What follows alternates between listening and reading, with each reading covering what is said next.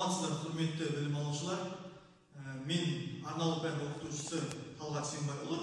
Біздің бүгінгі сабағымыз жол қауіпсіздігі ережесі.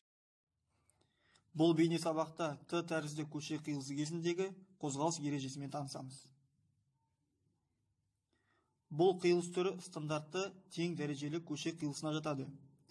Бірақ бұл жағдайда көше 4 бағытта емес, көріп тұрғандарыңыздай 3 бағытта түйіседі.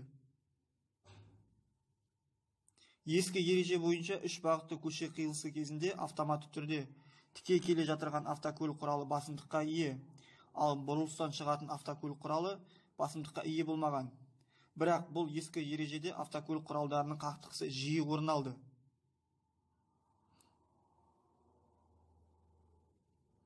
Қазіргі қолданыстағы ережеге сай Т тәрізді көше қиылысы тең дәрежелі көше қиылысына жатады.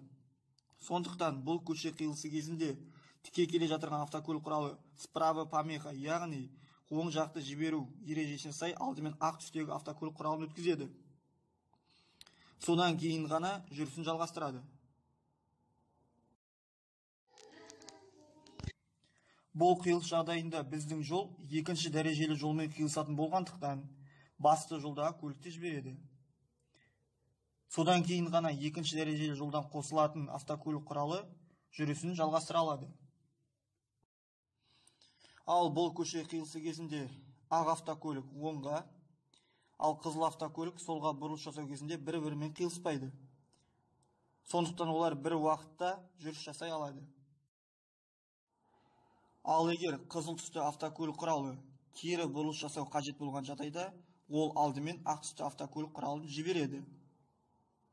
Себебі кері бұрылыс жасау кезінде оң жақты жіберу ережесіне сай сол ережені пайдаланамыз.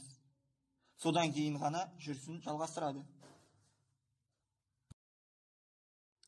Бұл қиылыс жағдайында көше перпендикуляр қиылыспаған. Бірақ бұл да тең дәрежелі көше қиылысына жатады. Бұл жағдайда ақ автокөлік құралы бірінші өтеді, себебі тең дәрежелі көше қиылысы болғандықтан оң жақты жіберу ережесі ешқандай өзгермейді. Содан кейін ғана жүк автокөлігі жүрісін жалғастырады. Назарларыңызға рахмет, сау болыңыздар.